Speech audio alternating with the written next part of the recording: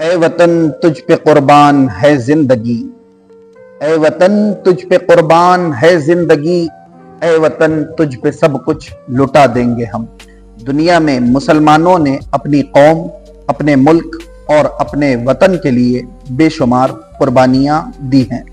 इसी तरह जब हिंदुस्तान से अंग्रेजों को 7 समंदर पार वापस भेजने का मामला आया तो मुसलमानों ने अपना तन मन धन सब कुछ दांव पर लगा दिया। टीपू सुल्तान ने जो कुर्बानियां पेश की 18वीं सदी की तारीख में उसकी मिसाल नजर नहीं आती। टीपू सुल्तान अंग्रेजों के लिए आखिरी किला साबित हुए। अंग्रेजों का तसल्लुत जब पूरे हिंदुस्तान पर हो गया उसके बाद अंग्रेजों ने जो बर्बरियत और जुल्म और सितम की दास्तान मुसलमानों के खून से लिखी वो यकीनन भुलाई नहीं जा सकती। हिंदुस्तान की आजादी के लिए मुल्क की हर कौम जद्दोजहद में लगी हुई थी, मगर सवाल यह था कि आगे कौन आएगा, पहल कौन करेगा।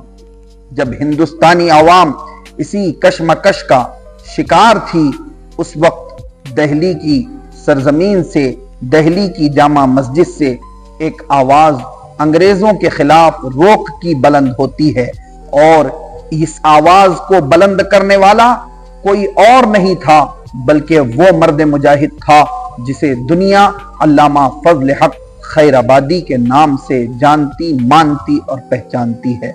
आप ही ने वसी पैमाने पर सबसे पहले अंग्रेजों के खिलाफ रोक का झंडा बुलंद किया, उलमा से उसकी फर्जियत पर फतवा लिया, जिस पर उसी वक्त हिंदुस्तान के दिल्ली की सरजमीन में 33 उलमा ने दस्तखत की, जिसके नतीजे में 1857 की जंग आज़ादी रोनमा हुई, जिसे अंग्रेजों ने गदर कहा, जिसमें कायदीन और आज़ादी के अलमबरदारों की बड़ी तादाद मुसलमानों की थी।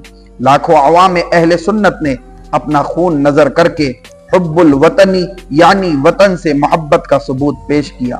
हजारों की तादाद में उलमा शहीद किए गए, लाखों आजादी के अलमबरदार सूली पर लटकाए गए। आजादी के अलमबरदार मुसलमानों की फहरिस्त काफी लंबी होती गई। फिर हमारा मुल्क हिंदुस्तान आजाद हुआ। आज हिंदुस्तान की धरती पर अगर सरसब्ज शादाबी है, सुकून और इत्मीनानी है, तो इस हरियाली के पीछे मुसलमानों का बहता हुआ लहू, मुसलमानों का बहता हुआ खून भी कार फरमा है।